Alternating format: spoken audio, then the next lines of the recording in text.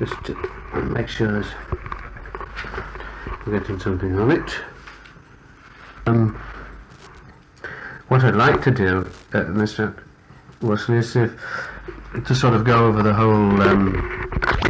So, can you tell me when it was that you actually joined up and joined?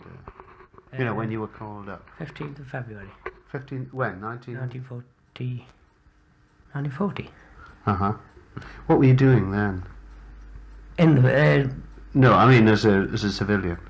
driver salesman. Who? The local co-op. Yeah. Silverdale Co-op. And did you what part of the army were you? You know, I mean, how did it all happen? Well, we called up into the service corps. Royal Army Service Corps. Was that automatic for somebody like you? Yes, for the type of work we do. See, we're drivers, or driving van in civilian life, and the service corps is that type of work. But where did you go to? Aldershot. For the first 6 weeks, initial training. Then from there we went to the driving school at Blackdown for only a fortnight. We went on a driving test, and I'd already been driving 3 years, so of course we didn't need any driving instruction. So naturally we were mostly doing fatigues. I managed to get in the cookhouse, one of the best places in those days, plenty to eat, and of course we went back to Aldershot then, waiting, posting, and then I was put on a draft for Norway, had embarkation leave, that was cancelled, and then eventually... When was that? Easter 40. And then we eventually joined up with the 3rd Light Field Ambulance unit. That's mostly REMC personnel, and we were responsible for the lorries, ambulances, and driving the medical officers. And then various places in the country, and then in the November we went over to Egypt. Oh, was that all the places you were driving? Was that in Norway? No, we didn't go to Norway. Oh, you didn't go to the draft was cancelled. Oh, I see. And then, of course, we went back to Aldershot off leave, the embarkation leave. Of course, we never even got on the boat. And then we formed the 3rd Light Field Ambulance down in Egham, Surrey. We went there, from there to various parts of the country. We were on first line defence. Well, when the Dunkirk episode came, of course, everyone was on the alert in England, and we were on what they called first line of defence. If any trouble came, then of course we were stood by with the ambulances, ready to go to any part of the country that needed us. Were you armed, or? We did carry a rifle, but only for personal protection and guard duties. I mean, you sort of had a Red Cross on your arm? No, not the drivers, it's only the REMC personnel. Oh, I see. I did quite a number of weeks. I was batman to the Sergeant Major, and then an unfortunate incident, and he just blew his brains out owing to this incident that he was put on a charge. Well, after that I went driving, or co-driving, on one of the lorries. These lorries were made into first aid stations when they were set up. And then after being on the lorries a few weeks, I then went onto the staff cars, driving one of the medical officers of one of the sections. And in the November, as I say, we went abroad, landed in Egypt the 1st of January 1940. Can you remember? I mean, you hadn't been a soldier at all before. I mean, No. You hadn't been a cadet. What did it feel like? I mean, how old were you when you joined? 22. Uh-huh. Oh, it was very strange, but we had quite a lot of amusing times. Yeah. One in particular was when we went to the driving school. We got a chappie with us. He was 6'4", 6'6". The bed wasn't even big enough for him. We used to have to put boxes underneath so that he could sleep comfortable. And we went to have a second issue of shoes, and I was just behind him, and chappie in front. Of course, the quartermaster sergeant, in his brusque manner, he said, "What size do you want?" This little chappie said, "7s." Then this tall chappie of 6'4", 6'6", said, "What size do you want?" He says, "14s, sir." "I haven't got B14s. Well, he said, "Give me a couple of 7s. He said, "Them will do." And but that did actually happen. I mean, it's really a joke, but I mean, it did actually happen. That's what he said. Can you, I mean, it always struck me. I mean, like when you were embarking, or when you were first called up, were you frightened? I mean, how did it all feel then? I was only a kid. Well, it was one remark that the sergeant major, we all were confined to the big mess hall in Northampton, and we were sleeping on the tables the best road we could, and the sergeant major said, "Well, you better get a good night's sleep, because a week from today you'll wish you were dead." So of course that didn't brighten us up at all. This is before you went to Egypt? That's before we went to Liverpool. And believe me, after we'd been on the boat a week, we did wish we were dead. Why? Well, seasick and... Oh, I see, yes. But we were 6 weeks on the water. One or two submarine scares. But we had quite a good time on the boat. Fortunately, we had the run of the ship, and no guard duties. We were more or less third-class passengers. And we had 3 days in Durban, in South Africa, and then, same as I say, we landed in Egypt. Which land? Port Said, Uh-huh. through the Suez Canal, Uh-huh. which is a marvellous sight. When you go from Port Tufig up the Suez Canal, the big ships that we were on, I was on the Duchess of Atholl, and there was the Andes, Empress of Canada, quite large liners, and they just looked as if they were sailing on the sand, over the sand dunes. No, I see, yeah. Marvellous sight.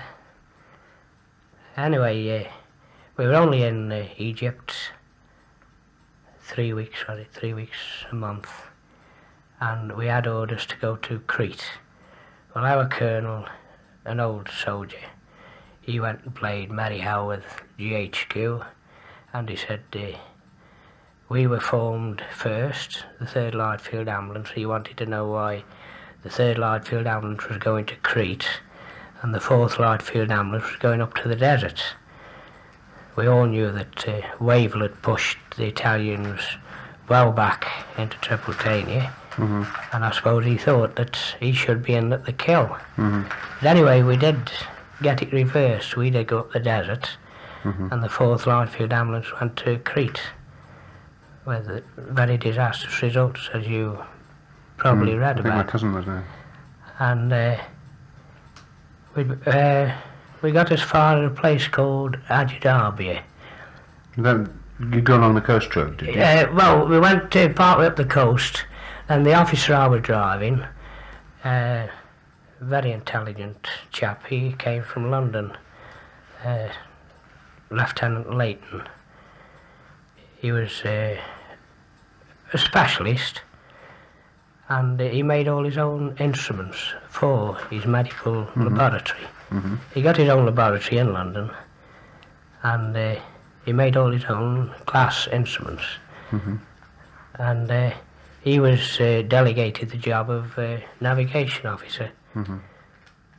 We'd only had 1 or 2 lessons on the sun compass.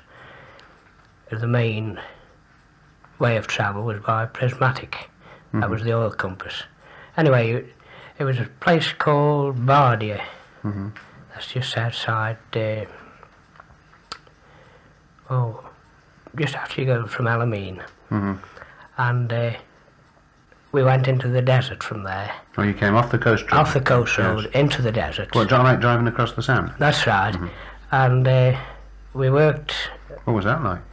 Oh, it wasn't too bad, really. It was quite interesting. You were actually driving up and down across the sand dunes? What was this in, a car? Utility, Austin Utility. Uh-huh. And we got... he was standing up on the passenger seat. We got the sun compass on the canvas roof, you see. Oh, I see, yes. And all you did, you got a mark on your steering column with where your wheels were straight. And all he shouted from above was, left a bit, right a bit, carry on. And you had to keep giving him your mileage readings. Oh, I see. And you shout those out. Then every so often you'd stop, then he'd take a fresh bearing, and we'd carry on like that. Anyway, our objective was to get to Al Adam Aerodrome, that was just outside Tobruk. Yes. And when we started, he told the colonel we should be at least 1/10 of a mile out of his calculations. Well, the colonel said, well, I'll work on the oil compass, and you work on the sun compass. And when we finished up at Al Adam, through sandstorms and everything, we were just 1/10 of a mile from the colonel's car when we got to Al Adam. Were you driving on your own? Oh, yes. Oh, it was just you in this car with him standing up there. What did it feel like? Well, Just the two of you? Oh, yes. I mean, you could see in the distance the rest of the convoy. Oh, I see. You see, the colonel took the rest of the convoy, and then, of course, we were this 1/10 of a mile.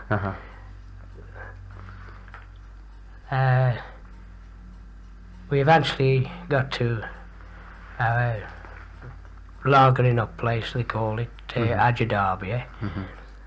That was the other side of Benghazi, and that was set up as a main dressing station. Now, the officer I was driving was loaned to what they call the support group. We were in the 2nd Armoured Division, actually, and this was the 3rd Armoured Brigade. Now, the support group of the 3rd Armoured Brigade was only a small detachment, and we, as a small dressing station, were attached to them. The idea was you took your lorry, 2 ambulances, and your medical officer in the car, and then whatever action they were in, you were on the spot then to render whatever assistance was necessary. Were you actually with an infantry unit? No, it was all headquarters we were attached to, the headquarters staff. Yes, I see. You see, the idea was that we were in the small unit. What injured came through to us, we attended to, and then we had to transfer them then to the main dressing station, which was at Ajdabiya. And then from the main dressing station, then they were sent down to the hospital at Benghazi. Did it upset you, Dina? No, of course I was a butcher before I went driving, so I see. It was it had quite a lot. Hmm. And when did you get? I mean, what happened after that? Well, on April the 1st, we could hear the artillery fire in the distance, because it's out in the desert, you can imagine. And then one or two trucks came through on the coast road. They said, "Oh, the Germans are coming," like. I said, "Oh, don't be soft, there's no Germans up here, this far up." Hmm. Anyway, we got word through that the Germans had pushed through at Alagila, Hmm. and that was about 40 or 50 miles from where we were. Hmm. And the orders were to retreat into the desert, not to use the coast road at all.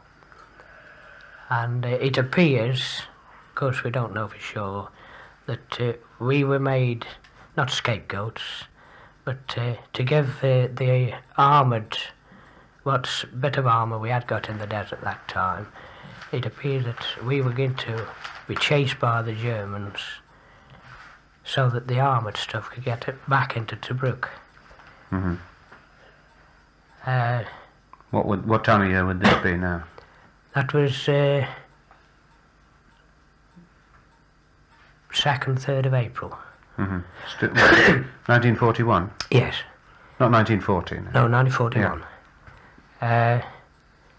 We were up and down. One particular part, we were on top of what they call a wadi, or escarpment. Hmm. Which wadi was that? I couldn't tell you the name of it. We'd been travelling about 3 or 4 days. Oh, see, this is what you got the word that and you all broke camp and. Oh yes, and incidentally, the major in charge of this support group, he got a big Humber 14, and my officer, of course, I'd only got a utility 10, and he said, "Keep behind him." I said, "What with this little thing?" He said, "Well, do your best." Anyway, we hadn't gone 20, 30 miles, and one of the brakes went. Hmm. Foot brake went altogether. I said, "The foot brake's gone, sir." Oh, he said, "Well, you'll have to carry on." So, of course, we had to stop the best road we could when we did stop at night, mostly at night time. And then we were off again next morning, and we seemed to go round in circles. And we eventually got to a place called Fort McKeely. It's about 30 miles south of Derna. Hmm. Derna, of course, was a small port and also an aerodrome on there. Hmm. And we camped up on just outside the fort at round about tea time. And there's quite a lot of service corps chaps there from the supply groups, and they were all bandoliers of ammunition. The rifles were all loaded, ready, and of course they said every man's going to fight to the last man, last bullet, and we said, well, we may as well load ours. We'd only got 20 rounds on it, 20 rounds per man. That was just for guard duties and personal protection, as I mentioned earlier. Anyway, our colonel came to us and he said, you can put those rifles away. He said, your protection is the Red Cross. So of course we had a big Red Cross that we used for the main dressing station. That was pegged out on the ground, and it left it at that. Anyway, next morning we all got on the vehicles ready to move out, and an Australian captain came up and he said, the Germans are on 3 sides, he said, but there's a way through, you can take the field ambulance through. And the colonel said, well, if you're going to fight for it, my place is to stay with where the fighting is. And we got, I think there was one general, 4 brigadiers, oh, ever so many staff officers. Of course, we were all headquarters stuff. We'd eventually got together. This was headquarters of what? Of the 3rd Armoured Brigade. Oh, I see, yes. And it was just like cowboys and Indians. We were chasing up and down, up one way, down the other, and then back again and forward. What with being shot at? And How did they arrive? Can you? I mean, had you had the Germans when you were travelling across the desert? Were they chasing you? Could you see them? Only the ones on this escarpment. We were going along the top of the escarpment, and we could see the Jerry tanks at the bottom. So of course, we hastily went out into the desert again, and of course, eventually they more or less surrounded us, and with no fighting power at all. Only one tank that had been in the desert ever since the Desert Rats. The old 8th Army is first went in the desert. Yeah. That was more or less obsolete. It had worked itself out, and 2 Bofor guns. So of course there was no actual fighting material amongst us. And of course the General Paddy, I believe his name was, he surrendered the whole lot of it. And I believe there was 1,500 vehicles. I don't know how many men there was. And of course we stayed there, I think it was one night or 2 nights. Then they moved us down into Derna, the big Italian barracks there in Derna itself. What were you doing while the cowboys and Indians? Well, I was amongst going them. on? And but the officer did come to me. He was allowed to go back to the truck to get his personal belongings. Of course, we weren't. Whatever we got when we got off the truck, so we couldn't go back to them. Why was he allowed and not you? Well, with being an officer, I suppose they were allowed that privilege. And he did say, well, he said, we wouldn't have got far, Wilson. He said, your radiator was riddled. So, of course, we... What, when you were chasing up and down, you were in the car, you mean? Oh, yes. You were dashing up and down the hills? Instead of being on horses, we were in the trucks, you see. Oh, I see, yes. There was one amusing part. One of our drivers, he was driving the Italian ambulance, we converted into a dental car. And he was taking shorts part way through this, running up and down when we'd parked. And of course he hadn't got time to get his trousers up when we had orders to move out, and there he was chasing after his ambulance with his trousers half down. Being followed by the Germans. Yeah.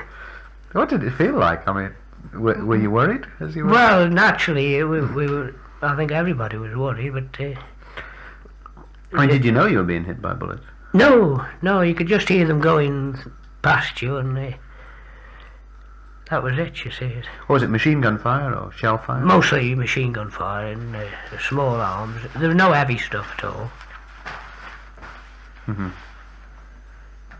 Was this Rommel? Was this the Africa Corps? Yes, that was the first part of the... when the Germans pushed down from Tripoli, or Tripolitania. And how were you treated in in this? Well, the Italians were very childish. You were immediately handed over to the Italians? Yes. As soon as the Germans had rounded it up, the Italians then took over, and we were more or less their prisoners then. They looked after us. Same as how we went to these barracks in Derna, and I think it was there I met up with Frank, if I remember right, when we were at Derna. I had met him when we were retreating. He was in the Tanko, but he was attached to headquarters the same, Yeah. and that was how it came that it was all headquarters stuff that was captured. Mhm. We weren't at the barracks many weeks. What were you working? No, not at first, and then there was 26 of us were singled out to go and work at Derner Aerodrome. Mhm. Of course, the Germans had got that then. You were filling holes in, storing diesel and petrol. Did you have an armed guard? Oh yes, you had an armed guard with you Mhm. all the time. And then you had to unload the transport planes coming in. Unfortunately, some of them were the bombs that are being carried on the bombers, the Stukas. It was more or less a Stuka or Junker 88 drone. Mhm. That was the dive bomber. Mhm. And whenever possible, we did as much damage as we could. What did you do? Well, one particular day we were unloading a Junker 52, and there were about 6 of us, 8 of us, and we instead of easing it out slowly, as we should have done, we just let it go through the side of the plane, and of course there's a damn big hole in it then. Mhm. And I thought we were going to get shot that morning. What happened? Well, there was real hullabaloo and Germans shouting and bawling, sabotage and everything, and but anyway, we got away with it. What did they do? They line you up? Oh, well, they started roughing us up a bit, and Well, they're beating you, pushing you up. of course we pleaded as it was an accident, naturally, and, but anyway, we got away with it. But I think we were more of a nuisance than helpful there, because we were only there about a fortnight, 3 weeks. Mhm. Were they young guards or? Yes, mostly young.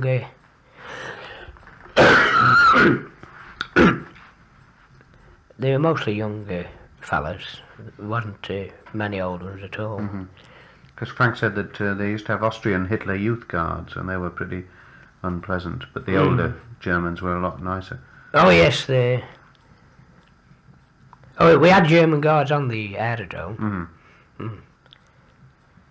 Did you stay there all the time? What happened? No, only a few weeks, Mhm. and then I think they got fed up of us. Same to say, I think we were more of a nuisance than help to them, and we went back to this camp in Derna, and then eventually we were taken up to Benghazi, Mhm.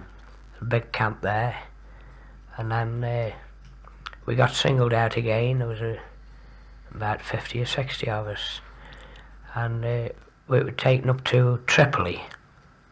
That's a port in Tripolitania, right on the coast, and we had to work for the Germans again, and it was mainly on the big food dump.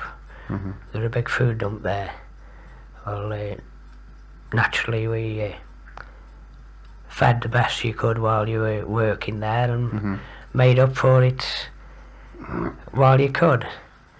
But the Germans, they did treat you more as a soldier than the Italians. Oh yes, as long as you worked and worked fair. I mean, I don't say worked. I mean that they wanted you to work like hell, but I mean you used your own initiative on it. Mhm. We did quite a lot of sabotage there, incidentally. We used to have to unload fuel after it had come from the docks. There was one chap, he was a grocer from Wandsworth Way, that area of London, and he always got the job of stacking them. We were bringing them to him and he was stacking this petrol or diesel, whichever it was, and he always conveniently left quite a number of tins with the lid, the rubber inside the lid, you know, the jerry can. When that was clamped down, you see, he used to conveniently leave quite a number of tins undone. And of course, eventually they all evaporated away, and I believe that when we used to have to bury this petrol, and I believe when they came for this petrol at a later date, there was quite a lot of it as they thought was there that wasn't. Mm-hmm. So we did a little bit while we could. Mm-hmm. We were there till about February of 42, and things got quite hot up in North Africa. The Long Range Desert Group were operating quite close, and I think it was about the time that they tried to capture Rommel. Mm-hmm. And I think the Germans thought that they were a bit too close for comfort, and they shipped it off to Italy. Mm-hmm. It went in an old cargo steamer, and that was when I met up with Frank at PG-59. Mm-hmm. And you said that the Italians were childish. In the ways there was one incident in the camp in Italy. I forget now. Somebody had done something wrong, and we hadn't got out on parade quick enough. And the German commandant said, well, he said, you'll stand in the sun for half an hour, and that'll cure you. You see, well, I mean, it was just childish. I mean, we got that used to the sun as it was just a big joke. Mm-hmm. And what was life like in PG-59? Well, it was quite rough for quite a few weeks, until there was very little food, and our camp commander, I think it was Sergeant Major Haggerty, Frank might verify it, he went to the commandant. He said, if you can't feed us, let us all go, and we'll go and take our own chance. But we were politely informed that he could still cut the rations down and still keep us prisoners of war. So anyway, eventually we got the Red Cross parcels through, and it was a lot easier then. Mm-hmm. And we also got comforts through, such as band parts and cricket gear, football gear, and we did quite well. How many would there be to a hut when you were, were you all in huts? Yes, 1, 2, 3, 4. There's 4 sections. Oh, there'd be over 100. What, in each hut? Oh yes. Mm-hmm. There were two tier wooden beds. Mm-hmm. Oh yes, there'd be over 100 to a hut. Mm-hmm. And how big was the camp? I mean, was it? Oh, it was quite a large camp. 1,000 in it or more? Oh yes, there'd be over 1,000. Mm-hmm. Mm. And what did you work when you were there? No, You just had to oh no, kill time? no. Actually, the amount of food we had in the early stages, even the MO or the medical officer said that there was nobody fit really to do games. Mm-hmm. The first football match we had, we played 5 minutes each way. Really? He wouldn't let you play any longer. Was this an English medical officer? English. First of all, we had the Italian one. Then eventually we got a. What was the Italian medical officer like? Oh, he was quite fair. I mean, but I had 5 minutes each way, and then it increased as we got more used to it. What did you do in the rest of the day? Oh, anything. Cards. Made games. Made some kind of a hobby, or mostly slept. I did anyway. I was called the horizontal champion. They were putting a show on. There were quite a number of RAF chaps there, and they were putting a show on, and this RAF sergeant, he came in, he said, is there anybody named Tug Wilson in here? So of course I reared up out of my usual position and said, it's me, why? well, they tell me you do a lot of sleeping. I said, oh, quite a bit. He said, well, he says, oh, I want my trousers pressed. How you feel for lying on them for a couple of days? So, of course, I pressed his trousers for him. And did this carry? I mean, how long were you there? Were you at PG-59, not working, as it were, sleeping?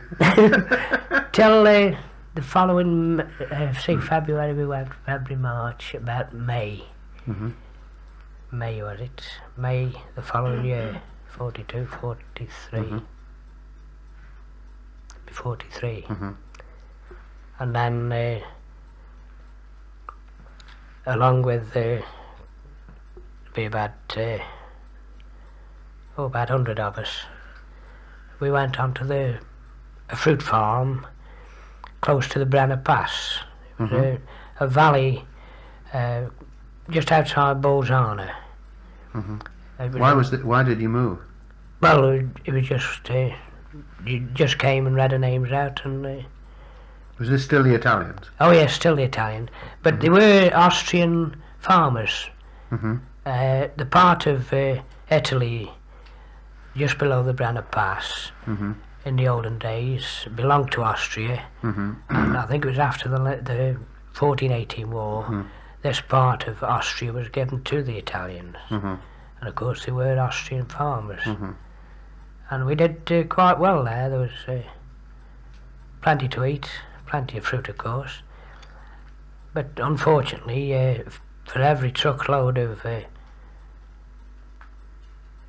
apples or whatever fruit we were gathering, one truck went to Italy and 4 trucks went into Germany. So we got a chappie there from, I think he came from just the other side, Stafford. And he got his army boots on. We all wore pumps or light German shoes, but this chap, he'd still got his army boots. Well, we used to put him in charge of loading the wagons. Well, I don't know whether you know a railway wagon. You can see straight through the wagon, you see. So on the 2 sides we used to pile the boxes and then tip the apples over. And this chap used to get in with his army boots and have a real good stamping around amongst the apples, so that by the time they got to Germany at least half of them would be bad, so that we thought, well, we'd do a bit here. And but we were treated quite well there. There was You weren't in PG-59 then? no. You were in, what camp was that? Well, there was no actual number to it. I can't remember. That was a smaller camp? Oh, it's only a small camp. Yes, only about 100 of us there. And then we were loaned out to these farms. There was 6 of us on the farm I went to. Would you stay at the farm then? Did you Oh no, we came back to the camp. Were you guarded or? Oh yes, you got Italian guards. Or how many were there for the 6 of you? One Italian guard. Yeah, he must have had a time, didn't he? Oh, I. Marching up with you know, with you lot and everything. Oh yes, and then. Was it the same guard all the time? Mostly the same one. We used to pick, and I think he's just according which farm it was, you see, and then. And of course, in Italy, as you know, there's a lot of siesta days, and you'd have a day off for Saint so and so, and then another day off another week, and then if it rained, you couldn't work. So of course, it was actually a working holiday, as you might say, although we were prisoners of war. And there again, it used to get monotonous at night. You'd play all sorts of games, imaginary, of course, a lot of them. What do you mean? Well, the Italians could never understand the mentality of the British Tommy. We'd play imaginary game of darts. You wouldn't have any darts, you wouldn't have any dartboard, but you go through the motion of playing darts, and everything that appertains to the game, Mhm. and the Italian guards outside be scratching their heads and, well, what are them silly devils playing at? And then you'd have a game of marbles. Mhm. No marbles, of course, and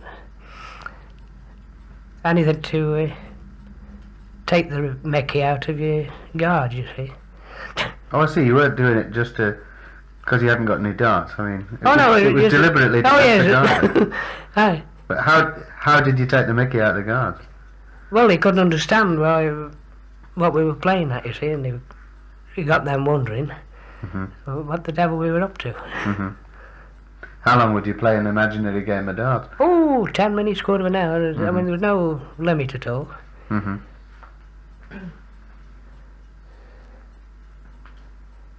And how long did you stay there? Till see, it was September. About September, I think it was. When, just after Italy capitulated. Mhm. And then, of course, they moved us into Germany. Mhm. Was that by train? By train, yes. Mhm. Cattle trucks, mostly. Mhm. And went to, I think it was a place called Moosburg first. And funnily enough, I met most of the Camp 59 lads there Mhm. that hadn't managed to escape. Mhm. How did you? What? I mean, Frank was on a farm and he had no guards, I think, because he had Italian guards or something when it capitulated. But they kept your guards on, did they? Oh yes, well, we heard at night time, and we said, well, we'll make for Switzerland, you see, because as you know, we'd only got to go over the Alps, and or part of the Alps, and we were in Switzerland. Mhm. And we were all packed ready to move out the following morning, but of course the Germans beat us to it. But the Italian guard was still on duty right up to when the Germans came. Oh, I see. They all just moved in round you. Uh-huh. So you stayed in captivity to the end, did you? Yes, till 1945, wasn't it? 41, aye, 45. Mhm. We went to this camp in Moosburg, close to Munich, and we were there a few weeks, and I met our old Sergeant Major, and we weren't allowed to ride home. Well, being in the field ambulance, going back to PG 59, the REMC personnel of the 3rd Light Field Ambulance were all repatriated. Mhm. And our Sergeant Major said, well, you should be repatriated as well, or we should, the Service Corps personnel. And for some unknown reason, they wouldn't send our names through. Mhm. I believe there were quite a number of them from other camps who did get back to England on the repatriation. Mhm. Well, who repatriated them? The Germans. No, the Italians Mhm. from PG 59. Mhm. Was that when they surrendered? You? No, this is before. Oh, I Before they see. went up to Because they were medical personnel. yes, Mhm. non-combatant, you see. Oh, I see. Yeah. And we were classed as non-combatants Mhm. with driving them, you see. Mhm. But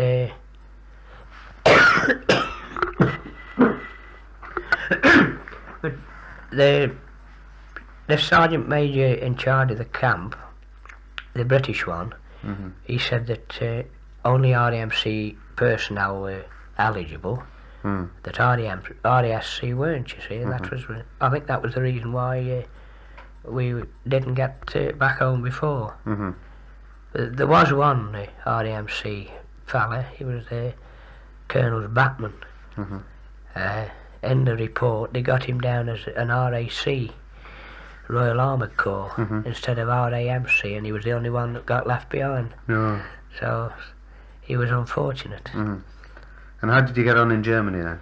What was that like? Well, it was really rough first few weeks, and same as I say, I met up with our sergeant major, and he said, when you write your next letter, he said, you want to write to the War Office for your protected personnel papers. He said, and then you won't have to go out to work. And he said,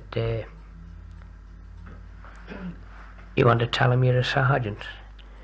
I said, what for? He said, well, you won't have to go out to work. I said, oh, I'll take my chance. I said, I've been a driver all the way through. I said, I'll stay with the lads, like. Anyway, I wrote to the War Office for protected personnel papers. In the meantime, we moved from there to Stalag 4B. We weren't there long. It was while at 4B there was a big Russian. There was Russians, Italians, English, all the lot. And it was a practice of the German guards at night, after they'd locked all the various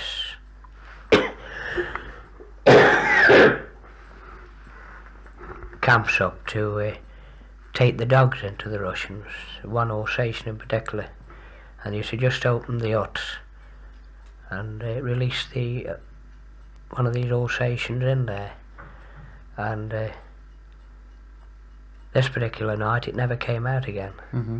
Anyway, early next morning, the next thing they saw was the dog's skin was on the wire on the outer compound on the wire. The Russians had killed it and skinned it and eaten the dog. They did treat the Russians very bad. What did the dog do in there? Just go berserk? And well, that was the idea behind the guard, you see, that he'd have a good do in there, but unfortunately it backfired, and it was a dog that was destroyed. Were you treated badly in that camp? No, same as I say, the Germans got more respect for the British soldier. Why do you think they had so little respect for the Russians? Well, I don't know, and whether it was because Russia hadn't come in with them on their side, I don't know. And then again, most of the prisoners were of the peasant type, and illiterate as well. And of course, with the Germans being the top dog at that time, they thought they could afford to be a bit brutal. But they did respect the British. Were there many escapes in these camps? I don't know. See, at 4B, I wasn't there very long. I was sent then to... incidentally, there was 4 or 5 escapes from 59. I don't know whether Frank mentioned any of them. Yes, he did. Right. You were just saying about the time you fused the lights. Yes. PG 59. As I said, while we were in 59, we got some quite ingenious people amongst the service personnel there, and one of the methods of boiling water for a brew up when you hadn't got any fuel was to get 2 bare wires and put them in a can of water and boil it that way, you see. So anyway, this particular night they decided to fuse the lights. They fused all the camp lights, the hut lights, all the perimeter lights. Everywhere was in darkness, and before they could get back to the mending the fuse and get the main switch on again, 2 of the chaps had gone over the wall, pinched the sentry's box, brought it back again and chopped it up for firewood. And they didn't escape? Oh no, they wanted some firewood, you see, to brew up, and they pinched the sentry's box. Can you remember any other incidents like that sort of livened times up? Oh yeah, but there was another one. You never knew when they were going to call you out for a check parade, Mm-hmm. you see, and alarm went, and it appears that one of the guards on the outer wall had seen a couple of chappies take the door off the lavatory, Mm-hmm. and they were quite big, heavy doors, larger than her. Mm. And within 2 minutes, the whole of the camp was on parade, and all the huts were searched, but they never found the lavatory door. Mm-hmm. And to this day, I've often wondered where the lavatory door went. Nobody ever found it. No, What was that for? Firewood? firewood again too, for brewing up purposes. What was the average day like? I mean, would you have a parade every day and so on? Oh, How yes, did they wake you up? Well, any time. There were no set times. You'd have 3 or 4 parades a day, and then you'd get up one morning, then they'd have all your beds out and your bedding, and have the floorboards up to see if there's any escape routes being dug. Were there? Oh yes, they did find quite a number, Mm-hmm. and I was told after that when Italy capitulated, that the officer in charge of the camp took the Italian commandant to a tunnel that was practically completed, ready for another escape on the day that Italy capitulated. Mm-hmm. And he showed them where they'd made it, and they'd been able to get right through to the outer wire Mm-hmm. without the Italians discovering it. Mm-hmm. But quite a few did make a break, but unfortunately they're all caught while I was there. Whether any got through while Frank was still there, I don't know. Were they punished? Oh yes, they usually put in solitary confinement and so many days, and then Mm-hmm. of course they were back in the camp then later after they'd served the punishment. Mm. Tell us about the rest of the time you were in Germany then. What was that like? Well, same as after being to Stalag 4B, I was unfortunate again to get on another working party, and of course everybody's gas was as good as anybody else's, and some said we were going to a sugar beet factory, some said we were going to a coal mine, and anyway we eventually, after 3 or 4 days travel, mostly at night time, Was this on a train? on the train, yes, cattle trucks again, we pulled up this siding and marshalled out, and a little Welsh chappie that was with us, he was having a scout round. He said, I told you we could come to a coal mine. And anyway, it was a coal mine, and it wasn't too bad there. The only thing was you got 3/4 of an hour to walk from the camp to the mine, and then when you got down the mine you got another 3/4 of an hour walk to where you were working. Mm-hmm.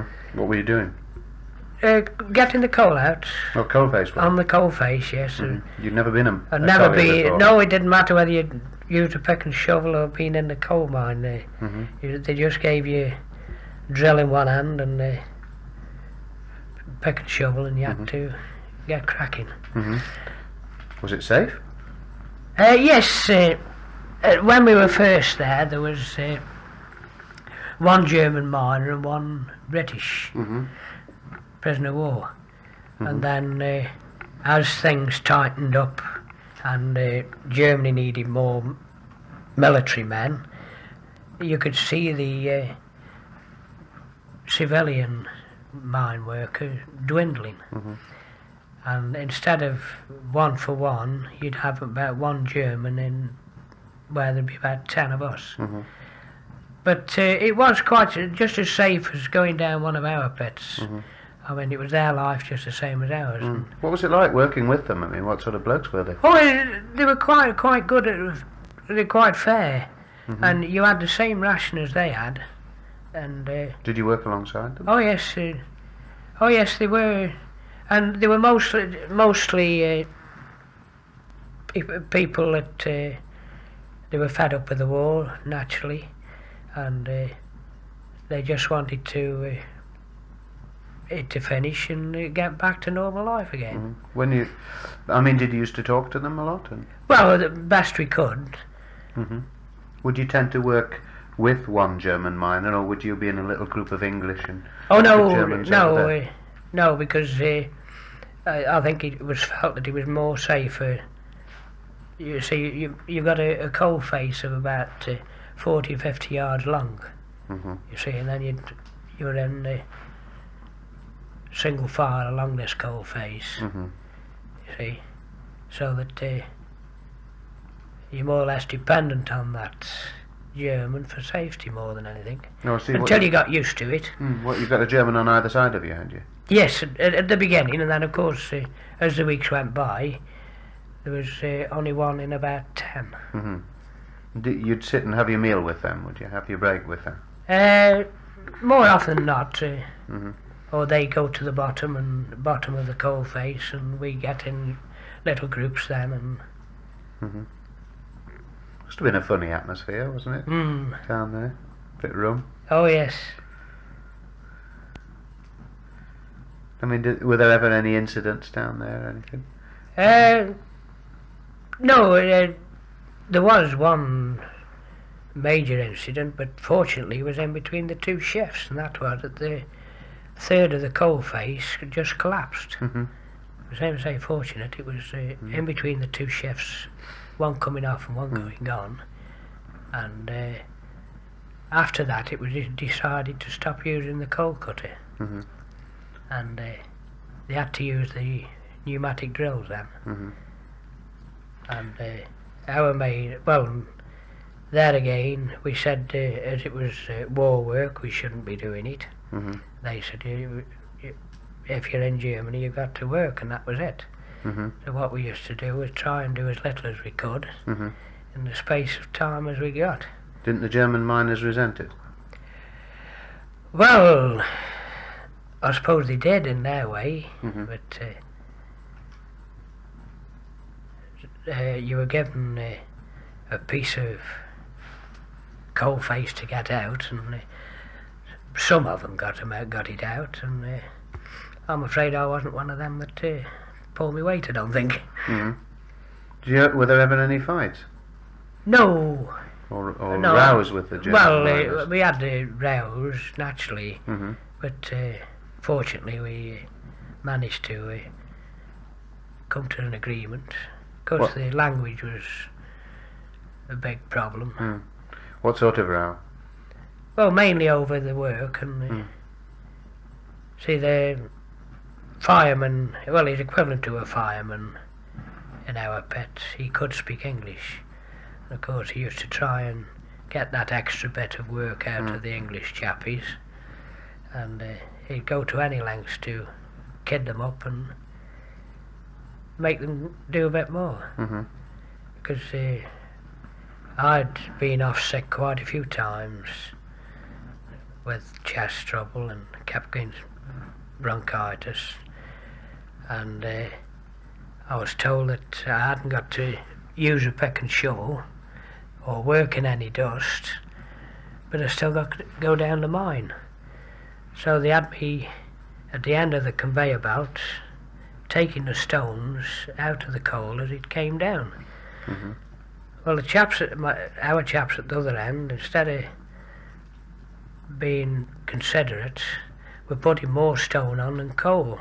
Of course, Muggins at the bottom was supposed to be fetching the stone off, so I was letting him throwing the coal over and leaving the stone on the belt. That didn't last long. What was that? This English-speaking fireman came up one day. He said, one of your comrades... Oh, incidentally, we started working in pairs after the coal cutter had been banned.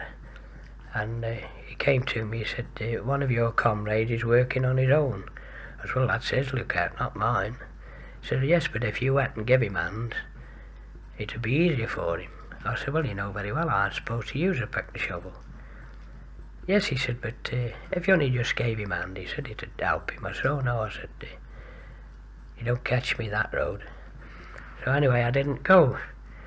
So I went sick the next day, and they sent me to the German mine doctor then. And I eventually got work on the top of the pit, on the pit bank. And woke up one morning to go to work as usual. Well, no, it was before about 5 o'clock in the morning. I was woken up by one of the guards. Had to go to the office of where the guards were, and sign for these 2 pieces of paper. And it was my protected personnel papers that come through from England. So they said, well, you've got to go to another camp now as a medical orderly. Well, I'd done quite a bit of first aid work, and I said, well, why can't I stop here? You've only got one medical orderly here. I said, oh no, I said, you've got to go to this other working camp. So of course I had to pack my bags then and go to this other working camp. There's a place called Plauen. Where was the pit, incidentally? Whereabouts was that in Germany? It was close to a place called Zwickau. It was more Austria than Germany itself. And actually it was about between 1800 miles south of Berlin. And then the place I went to then was a place called Plauen. And it was supposed to be the most beautiful town in Saxony. And there was about 120 there, and that was another various working groups. You'd have a coal dealer would come. We'd want 2 or 3 lads to go and help him with his coal journey, and then he'd have another one, wholesale grocers. Want helping out at the warehouse, and various jobs like that. And it was quite a good camp, that was. The guards were quite reasonable, and the only snag was that we were only a quarter of a mile away from one of the tank factories, and we had quite a lot of blitzing. And we got blown out of the camp. Actually, we were in a dance hall where we were billeted. We were blown out of it first. Unfortunately, one of the prisoners of war was killed, South African. He was in charge of the Red Cross parcel section. And we were away at the time. We had gone to take one of our chappies to hospital. When we came back, of course, half the building was gone. Anyway, we repaired that, and we just got the roof on when we had another raid. And of course they dropped fire bombs then, and the whole lot went. And we finished up on the football field in the football pavilion. And everything at that time was more or less at 6 and 7s. When would this be? That was after when the Americans were closing in on that particular sector, General Patton's army.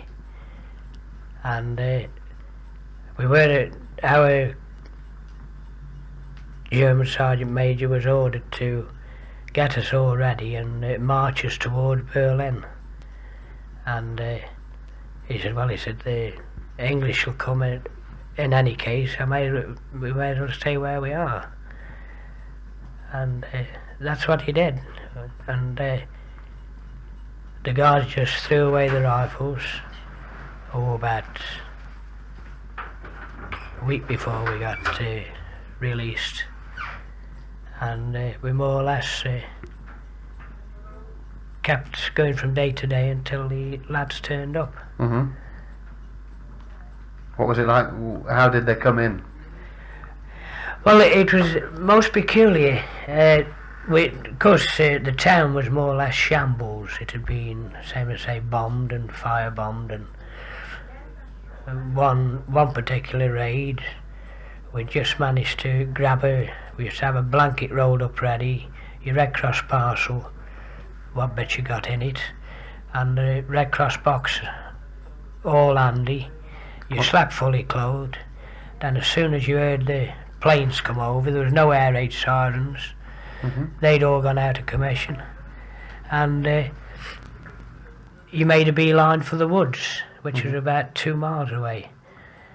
And this particular day we were going up this lane, and the bombs were dropping just behind us. And the other medical orderly with me was a tank corps chappie from Mexbury in Yorkshire. And we got to this field and there was a big bomb crater. I said, come on, let's get in here. I said, they never dropped two in the same hole. Anyway, we stuck that raid out, or wave of bombers, and he said, I'm satisfied, let's go further up. Anyway, we went about another mile up the road and got into a bit of an hole in the woods. And after the raid we came back again, and the shell crater where we'd originally stayed, there was another hole right by the side of it. The hole was there and the other shell had dropped right on the edge of it. And my mate said, there you are, he said. I thought he said they don't drop two in one hole. So we were fortunate there. And then you were saying the English came. Yes. You're saying it was most peculiar. Yes, How they came. we'd same as they were on this football field, and a German youth came, and he said the Americanos have come, like, so go and run off, like. He said no, he says the Americanos are in the town. He says and they've got me dad. Apparently this chappie and his son had told the Americans that we were on this football field, and the officer in charge of the reconnaissance group in the town had said to the lad, well, go and fetch the English chap in charge of the camp, or else I'm going to kill your dad. And this lad didn't know what the devil to do. Anyway, we found out after that they'd thrown a cordon right round the town, the Americans had, just in case the Germans tried to get us out. And they come in from the woods, or part of the forest that was at the rear of the town, and with us wearing the Red Cross armbands, we took the German Sergeant Major, to the tank commander that was coming through to release us. And the Americans wanted to shoot him there and then. We said, oh no, he's a prisoner of war, the same as we've been. And I mean, we've been treated fair by him, and we thought it was only right that they should be treated the same as we've been treated. And I got slapped across the temple with a Sten gun. By the American. It was accidental. He was going to have a dive at the German Sergeant Major, and of course I was in the road and I got it instead of the Sergeant Major. Yeah, sorry, go on. Well, we were only there. Sorry, what? But I mean, what sort of Americans were they? They sound pretty brutal crowd. Well, they were the advance party, and of course, from what I can gather, they hadn't met much resistance, and they were quite perturbed that they were going through another town and having nothing to have a go at. What, they simply wanted to shoot somebody? Oh.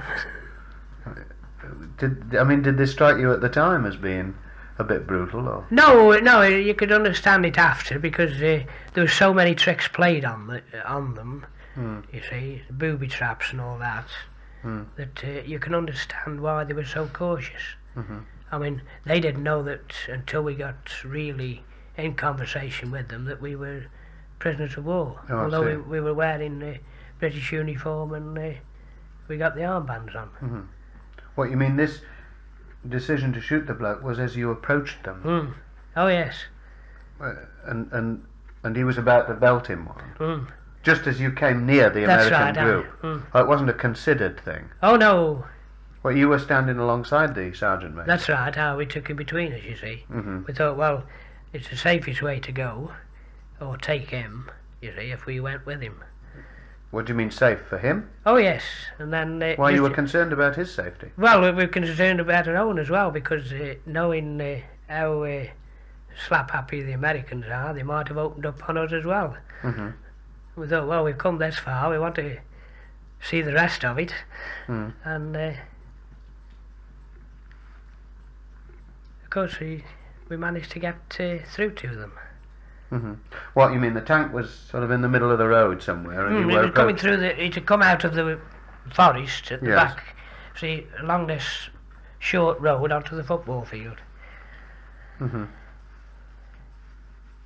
and What? And you all approached it in a group? oh no, there's only the three of us. Hmm.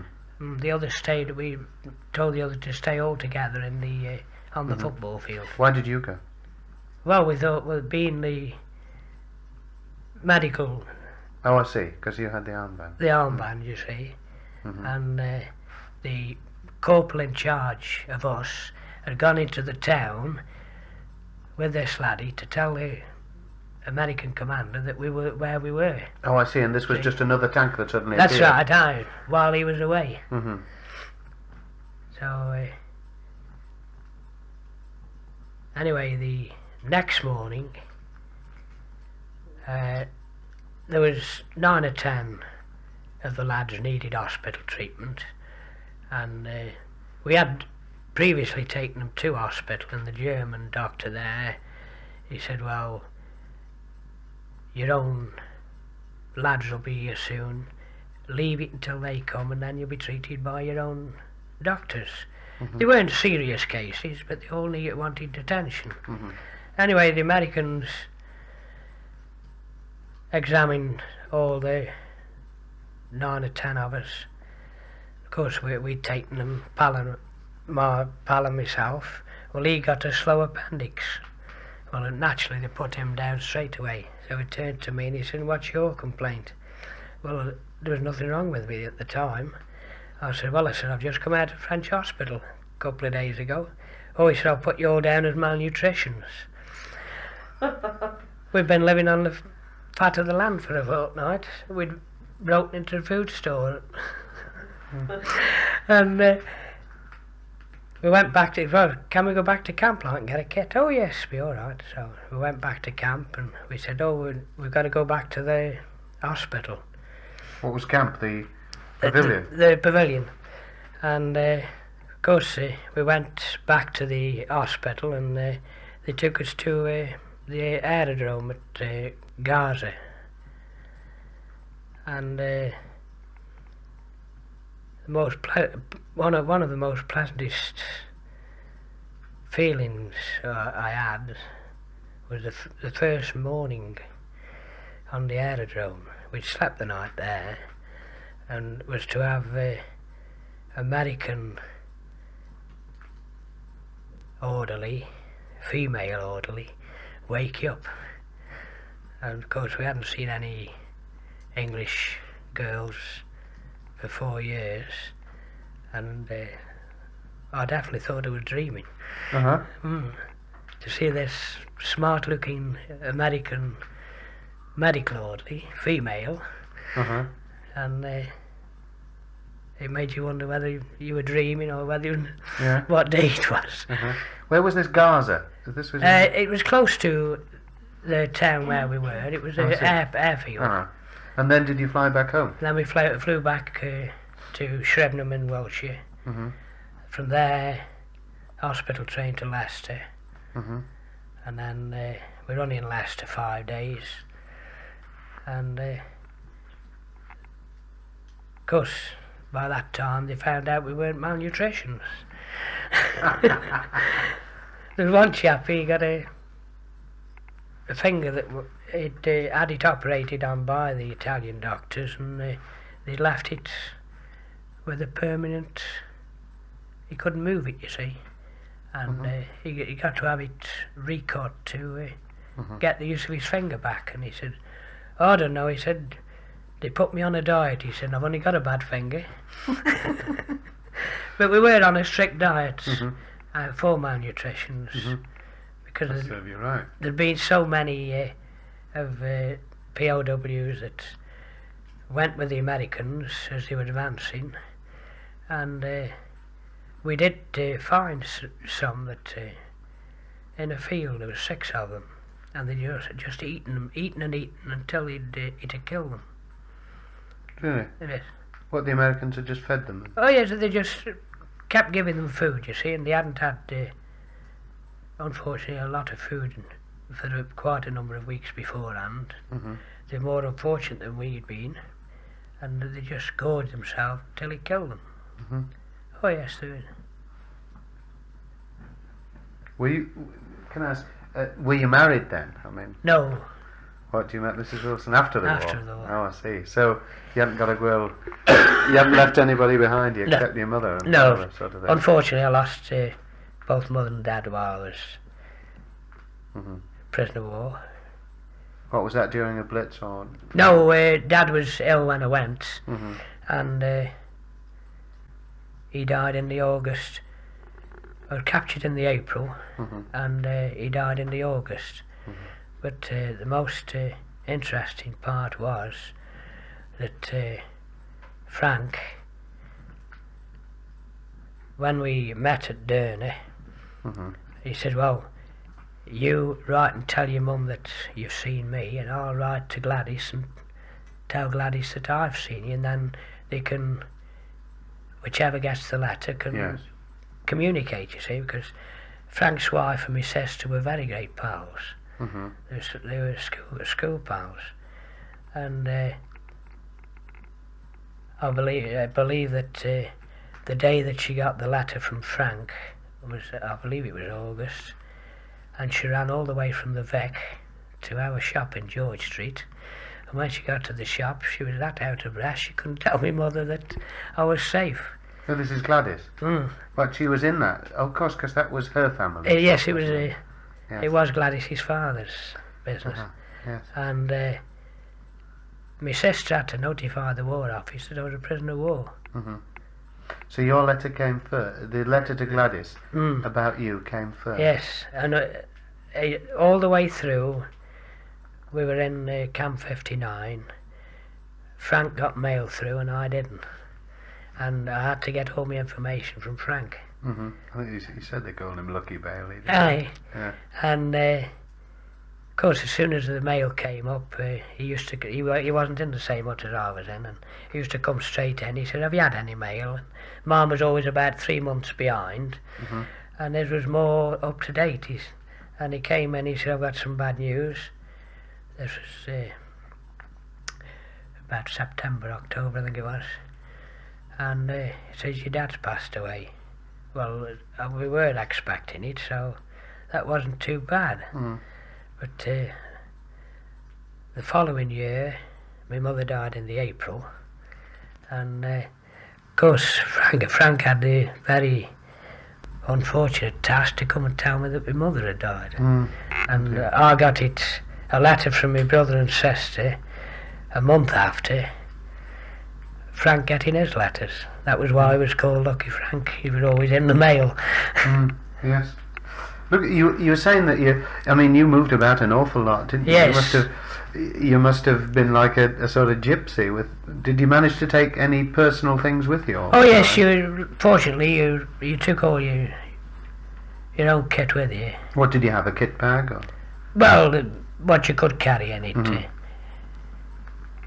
What was that? A kit bag or a pack? Yes, I managed to keep my kit bag. A lot of them didn't. And then your small haversack. Yeah. And then a lot you made a kit bag up. And What sort of things did you have with you? I mean, when you were wandering? well, mostly clothing, and then what food you could carry with you. Mhm. And of course we always carried the first aid kits with us, Mhm. especially in the last camp we were in. Mhm. That was your Red Cross box. The Red you were Cross talking box, about. yes. And we were very fortunate there because one of the old guard, his brother worked in the hospital, Mhm. and whatever stuff he wanted, we used to give him a note and go up to the hospital and get it. This is a German guard. Yes. Mhm.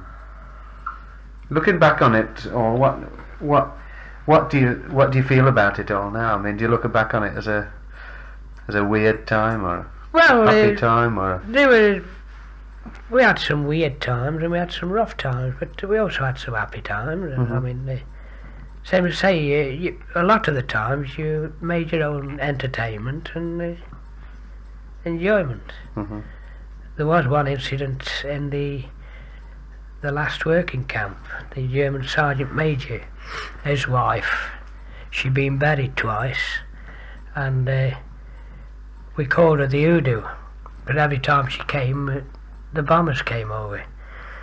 Anyway, he came into it. So we got a small room as a MI room or medical inspection room, and he came in this particular morning and he wanted some ointment and sticking plaster.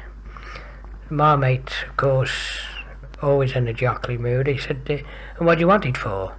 He said, well, he wanted it for his Frau. She got a boil on her backside.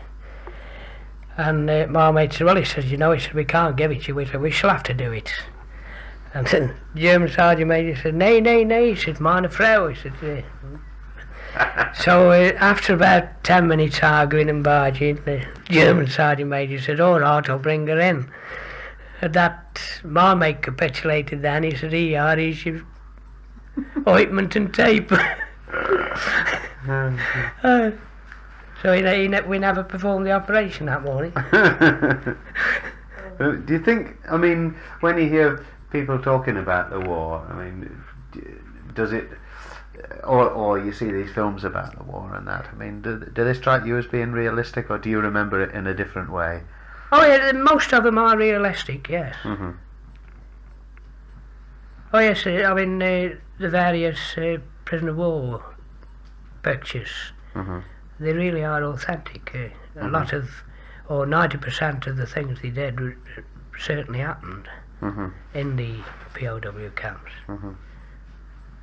Because when you're watching those sort of pictures, your mind goes back to it and you imagine yourself being there with them, Mm-hmm. knowing what you've gone through. Mm-hmm. Would you mind going through it again? No, I shouldn't like to. I shouldn't like to think I've got to go through it again. Mm-hmm. Do you think it taught you anything? I mean, do you ever sort of think that No, never. anything that happened to you has taught you anything? Well, the only thing I found that the English or the British soldier, we always looked upon as being a gentleman, but even when it comes to self-preservation, is just as low an animal as anybody else. Mm-hmm. What makes you say that? I mean, is there any Well, particular incident? No, general. I mean, when there was a food shortage and you hadn't had any food for 3 or 4 days, you were just like animals. Mm-hmm. I mean, not just one. I mean, it was everybody for himself. There was no way.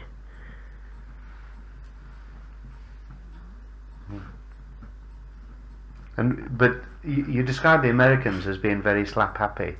Yes, well, they give you that impression. Uh-huh. They hadn't had a go at you before. I mean, No. it was just a reputation Mm. that they Well, had. that was the first time we'd met up with them. Mm-hmm. Of course, same as say, they were there one day, they advanced Mm-hmm. the next, and they just left a small force in the town, more or less, patrolling it. Mm-hmm. How do you feel about the Germans now? I mean, do you look back on them with any hatred or No, any particular attitude? not. No, the German youth was worse than the others, but the general German, they were more our way of thinking than the young ones. Hmm. They didn't want the war. The middle age and the older German didn't. Who did? Well, the young Germans seem to be all for it. I don't know it. What did you feel? I mean, did you think at the time that you were fighting for anything, or that that there was some cause behind it all, or were you just concerned with getting through? Well, I think your concern was getting back to Civvy Street. Hmm. I mean, all those speeches that were made and all the rest of it. Did you know about Churchill and all the rest of them? Well, of course, we didn't get a lot of news through. Now and again, we managed to get in on the wireless news occasionally, but you had to get it third or fourth hand, you know. And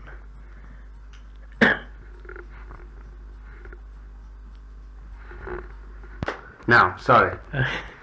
I mentioned about the fruit farms and the local holidays that they had, siestas for this and siestas for that, and the various saints. And we used to have the parish priest come round blessing the crops one day and then the trees another day, and he'd seen us giving the V sign upside down, you see, and he came round this particular day, and he must have seen or heard it, and he was coming around, up your pipe, up your pipe. What, thinking he was being friendly? Yeah. Oh dear me.